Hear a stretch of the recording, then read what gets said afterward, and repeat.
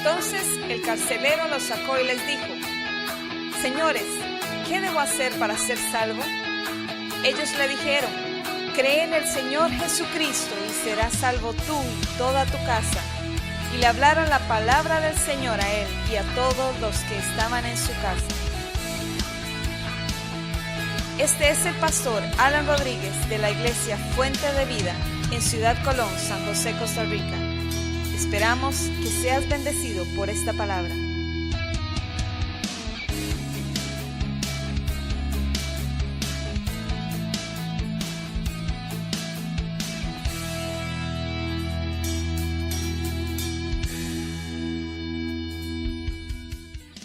Lo invito a que usted busque en su Biblia en San Lucas el capítulo 15, porque vamos a hablar de algunos que están perdidos. Capítulo 15, el Evangelio de San Lucas. En el capítulo 15, Jesús nos habla 3 parábolas.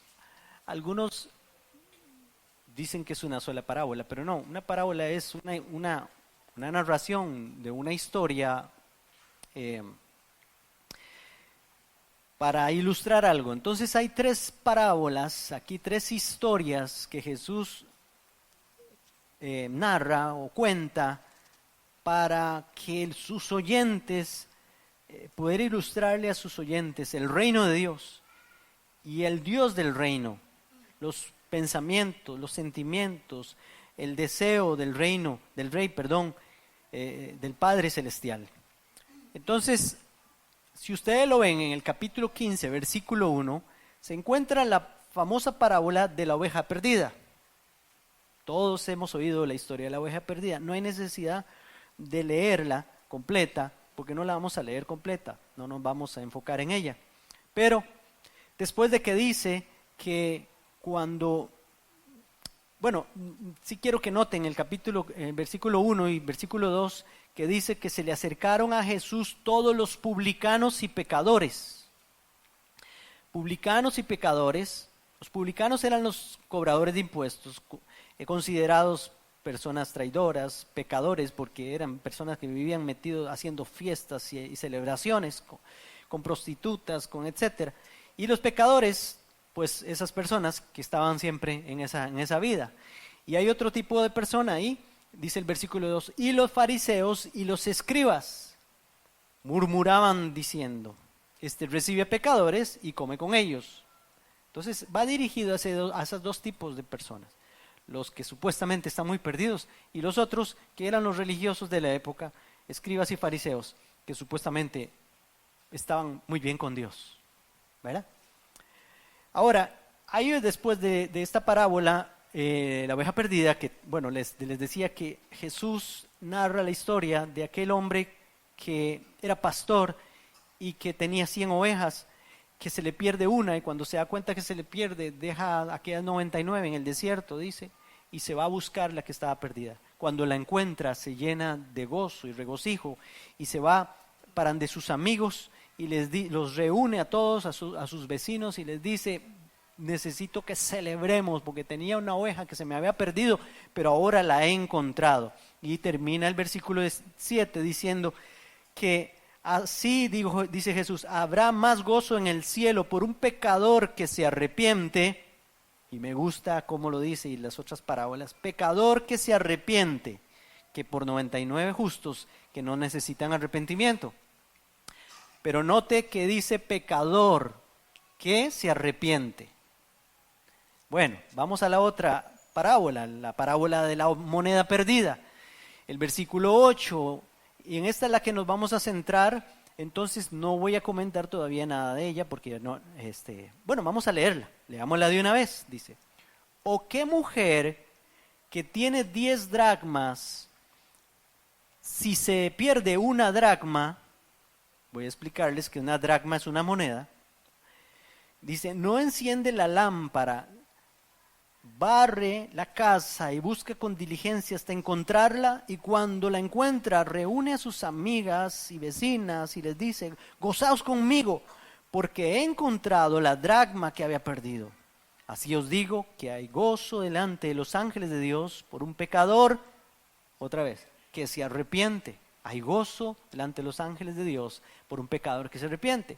Y hay otra parábola, la que sigue, la parábola conocida, porque en las Biblias dice un titulito, un subtítulo ahí, parábola del hijo pródigo. Eso no está inspirado por Dios, eso lo pusieron los editores aquí.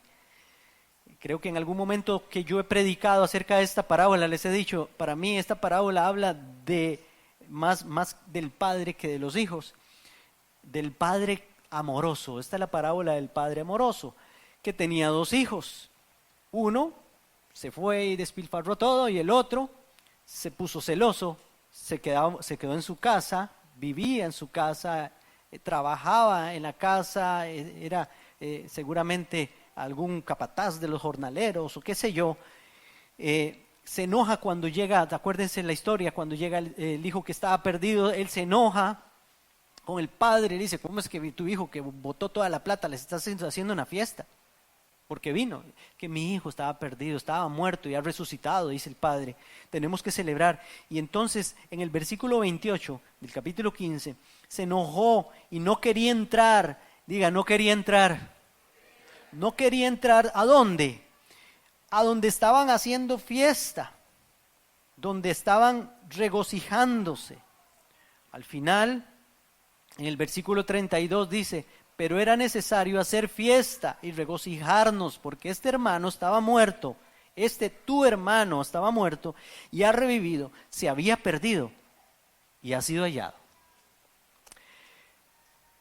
Es una forma de ilustrar Jesús principios del reino con 3 historias diferentes que al final hablan de lo mismo, pero se enfoca en una de una forma y en otras de otra que vamos a comentar ahorita. Perdidos en la casa. Ese es el título de este mensaje. En el capítulo 15 aquí de Lucas, ya les dije, vemos 2 grupos de personas, los pecadores y aquellos otros que no se creían pecadores. Se acercan a Jesús para escucharlo.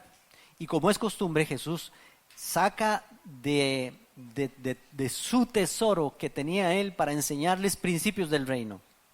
La primera parábola, que es la oveja perdida, ilustra la historia de los publicanos y los pecadores que se extraviaron en el camino, porque eran ovejas de un rebaño, pero que alguna se perdió y se fue. Jesús les está diciendo a ellos, así son ustedes, que son las ovejas de este redil, pero no crean, alguno de ustedes se puede perder.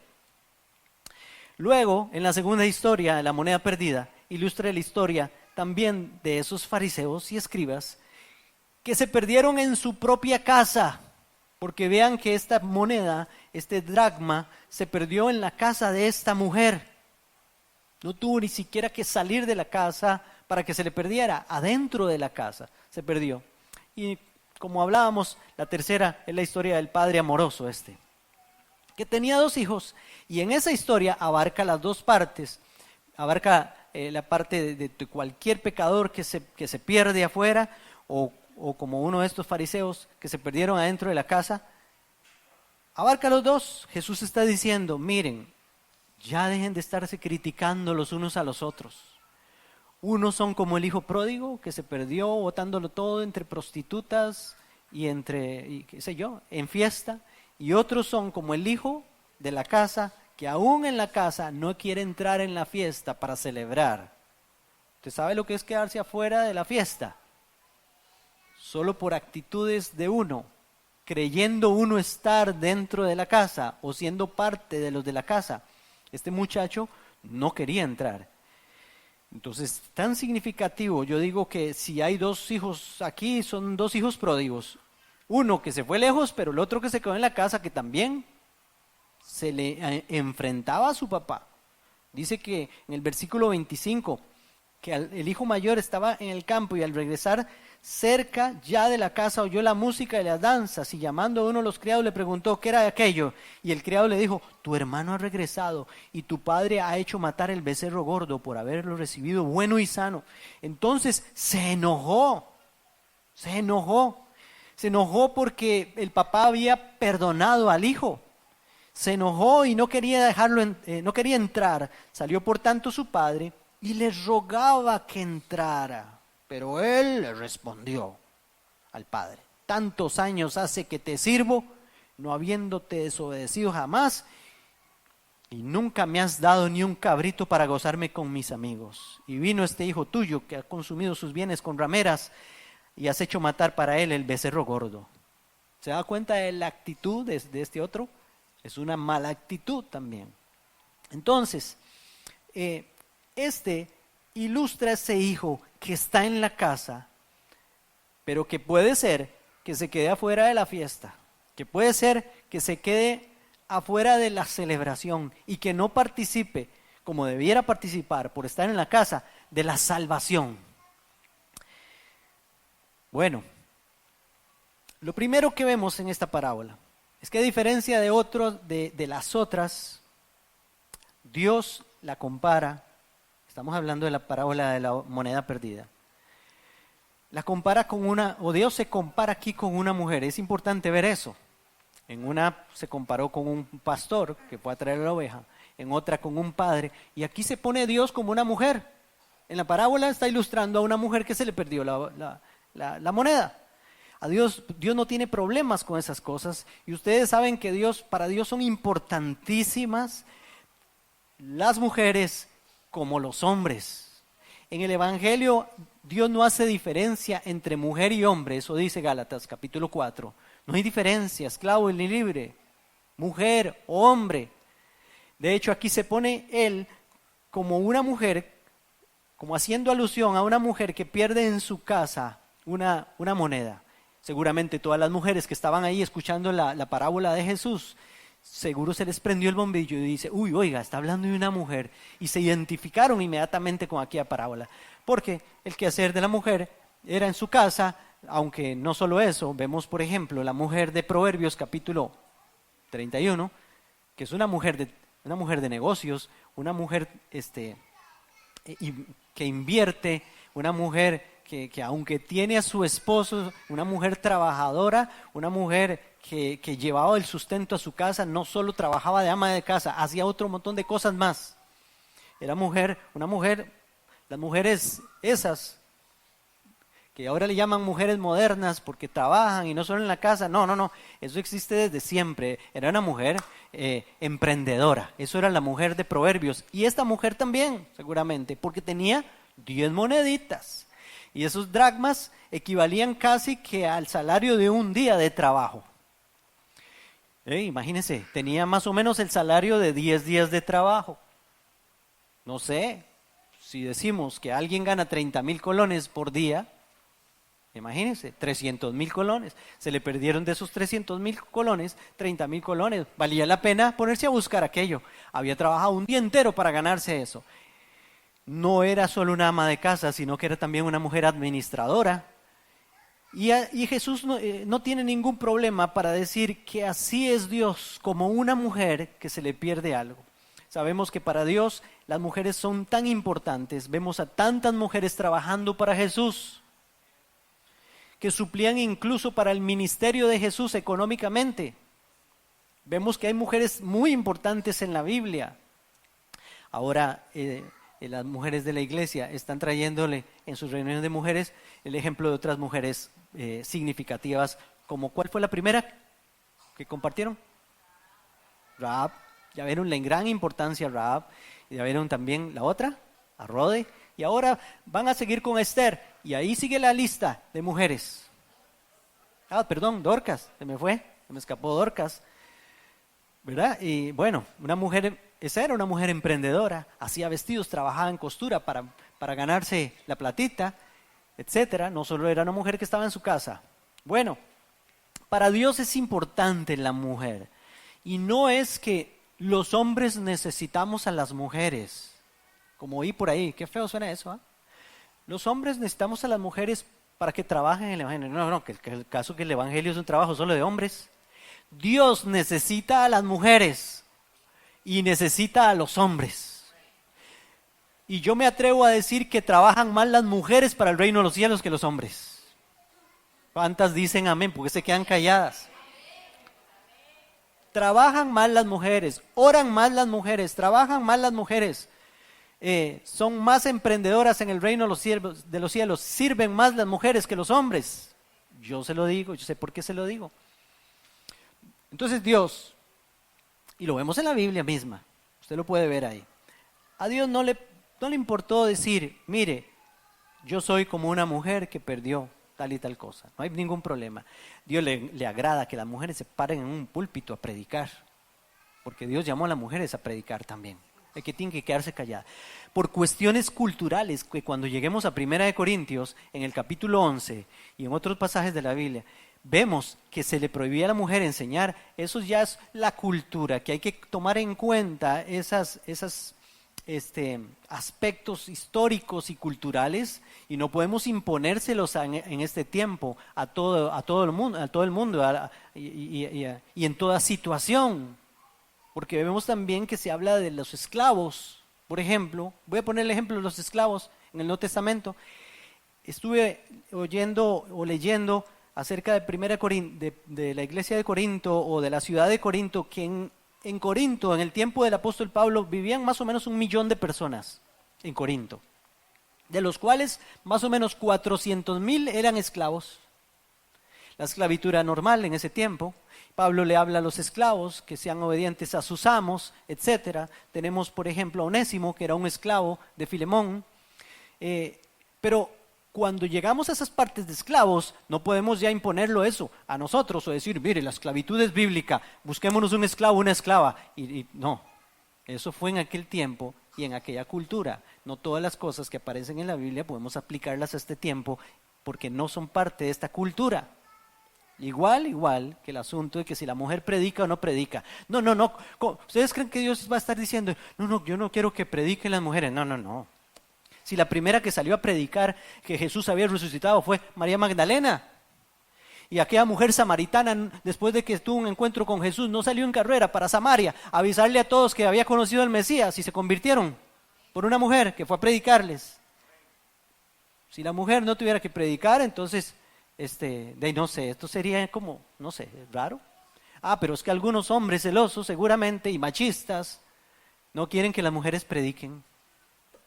Bueno, pues aquí vemos, lo primero que vemos en esta parábola es que a diferencia de las otras, Dios se compara con una mujer, así como lo está oyendo. Que se le pierde una de estas dracmas. Sin duda debió haber llamado la atención de todos ahí, porque Jesús está tomando en cuenta a la mujer en esta parábola. Jesús ama a las mujeres. Nació de una mamá mujer. Ama a las mujeres. Yo amo a las mujeres. Yo como pastor amo a las mujeres. Yo no sé, o sea, para mí la mujer es lo mejor que ha hecho Dios. La corona de la creación de Dios. Y no podemos quitarle valor a las mujeres, porque son muy importantes para todos, para Dios especialmente. Lo segundo es que cuando se le pierde la moneda, esa moneda valiosa, aunque ya tenía 9 más, ella no escatima. Miren el pasaje, dice Jesús, cuando se le pierde una dracma, no enciende la lámpara, barre la casa y busca con diligencia hasta encontrarla. Enciende la lámpara, hermanos, no es que la mujer llegó e hizo así. No es tan fácil como esto.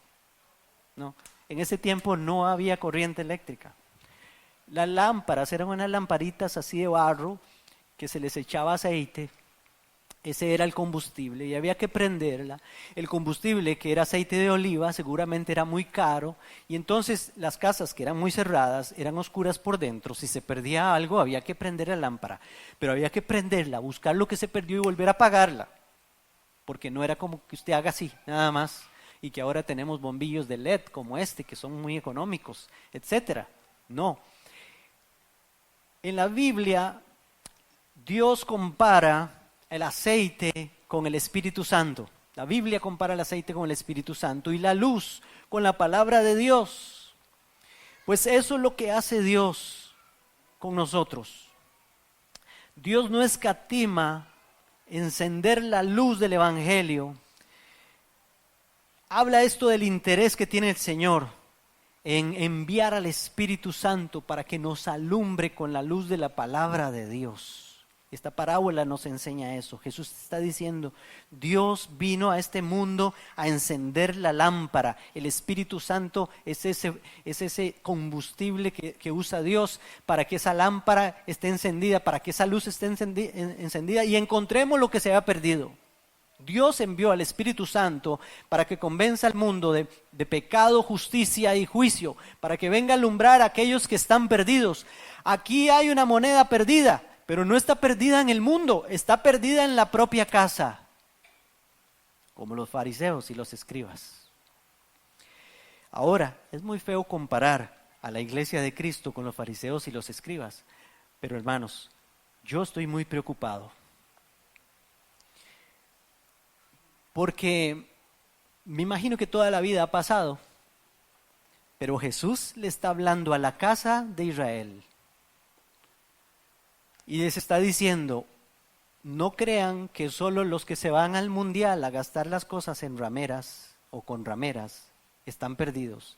Aún en la propia casa hay muchos que están perdidos.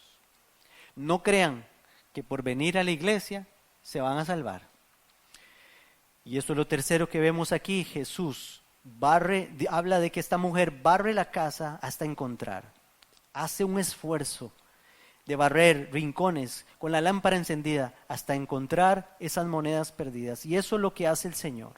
Lo cuarto que encontramos aquí es el gozo del Señor por haber encontrado a aquella persona que estando en la casa se perdió.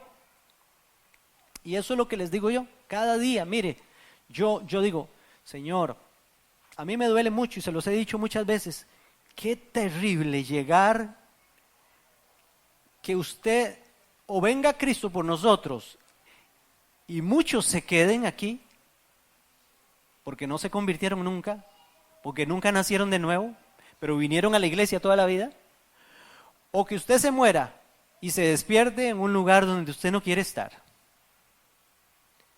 habiendo ido a la iglesia todos los días, habiendo tocado instrumento, predicado en un púlpito, etcétera. Pero si no nació de nuevo, es una persona perdida en la propia casa. El hecho de que venga a la iglesia, se sepa las canciones, tenga Biblia, la traiga debajo del brazo, ¿no? Incluso que hable de Dios a otros, no quiere decir de que sea una persona que se va a salvar. Solo usted y Dios pueden saberlo. Pero el que no nace de nuevo no puede entrar en el reino de Dios. Estas parábolas están dirigidas a dos grupos. Jesús le está hablando ahora a estos fariseos. Mire, ustedes son como el hijo del hijo pródigo. El hermano del hijo pródigo. Ustedes son ese grupo. Y ya usted sabe lo que es que el padre ya esté celebrando con gozo en la casa ya porque todos los hijos están perdidos, regresaron y el otro no quiera entrar porque le faltó misericordia, justicia y juicio, como le decía Jesús a estos fariseos. Por eso hoy examinémonos, porque nadie se salvará simplemente porque dice que es cristiano. Tenemos uno de los grandes problemas que creo que otras generaciones no han tenido, hermanos, por lo menos aquí en Costa Rica. Ya tenemos por lo menos 3 generaciones de cristianos. Abuelos que se convirtieron hace mucho, luego sus hijos que nacieron en el Evangelio y ahora los nietos. ¿Se habrán convertido los hijos de verdad? Y si no se han convertido los hijos, ¿se habrán convertido los nietos? Estamos hablando de personas que dicen que yo soy evangélico. Estoy hablando de los que cuando se meten a Facebook a llenar ahí, porque van a abrir ¿cómo se llama? Una página de Facebook, les preguntan religión y ponen evangélico. Estoy hablando de esos que creen que tienen una religión, que nacieron porque mi papá es evangélico, yo soy evangélico también, y entonces soy evangélico, pero no es cristiano. No ha nacido de nuevo. Acuérdense, hay que enseñarle a nuestros hijos a que necesitan nacer de nuevo. Desde que están niños, enseñarles que necesitan creer en Cristo. El problema es si el papá no ha creído en Cristo y no le da testimonio. Está perdido en la propia casa. No está perdido en el espacio, pero está perdido en la casa. ¿Qué? O sea, es peor. No hay que irse para el espacio para perderse. Uno se puede perder en la misma casa de Dios. Usted puede estar aquí, les dije a los que vinieron hace 8, usted puede venir a la iglesia, pero necesita ser parte de la iglesia de Cristo. Necesita ser parte de la familia de Dios, para que cuando Cristo venga, la bendición esa de Abraham, que en ti serán benditas todas las familias de la tierra, lo alcance a usted también y a su familia. No sé, todos están muy callados. Examinaos a vosotros mismos, dice la palabra de Dios. Segunda de Corintios capítulo 13, versículo 5. En mi Biblia dice, Segunda de Corintios, examinaos a vosotros mismos para ver si estáis en la fe. Probaos a vosotros mismos. ¿O no os conocéis a vosotros mismos? ¿No sabéis que Jesucristo está en vosotros? Ay, mamá, a menos que estéis reprobados. ¿Se da cuenta? Que hay muchos en la casa que pueden estar reprobados. Entonces hay que examinarse, hay que examinar mi vida, la vida de cada uno y decir, ¿seré yo uno de esos que está perdido en la casa? O sea, voy a ser más claro, a los hombres que están aquí, ustedes no se van a salvar porque vengan a la iglesia porque su esposa los trae. No, su esposa se va a ir con Cristo y ustedes se van a quedar si no se convierten. A las esposas, si algún esposo está trayendo a la esposa, no se va a salvar solo porque venga y porque su esposo lo trae. A los hijos, que no están, bueno, los muchachos ni los niños, no se pueden salvar solo porque nacieron en un hogar cristiano. Nadie nace futbolista por nacer en un estadio. Así mismo en Cristo. Nadie es un carro porque nació en la cochera. Así mismo en Cristo. Necesito entonces ver si yo soy uno de esos perdidos en la casa. No se trata de que yo canto las canciones de Danilo Montero y entonces por eso voy para el cielo. Señor, me sabía todas las canciones, sí, pero no nació de nuevo, no las vivía, no se convirtió. ¿Cuántas veces dice la Biblia? Convertíos. ¿Cuántas veces vimos en esas parábolas? Un pecador que se arrepiente. La iglesia está compuesta de pecadores arrepentidos, no de pecadores practicantes. Pecador arrepentido es el que deja el pecado, se volvió del mal camino y se arrepintió de lo que hacía, ya le da vergüenza lo que hacía. Se avergüenza de lo que hacía, se arrepiente de lo que hacía y vuelve su corazón a Dios. Esta parábola es importante por eso. Tenemos que considerarla, ¿sí o no? Pero si yo soy uno de esos, y usted lo debe saber, si usted es uno de esos o una de esas, yo no dudo que usted lo sepa, pero puede ser que no lo sepa. Ya hoy lo escuchó. Dios lo que quiere es que usted sepa de que Él vino y no escatimó nada. Le ha dado muchas veces su Espíritu Santo para que vaya a hablarle al corazón. Todas las veces que ha venido aquí a la iglesia, el Espíritu Santo le ha dicho, necesitas arrepentirte de tus pecados y cambiar la vida.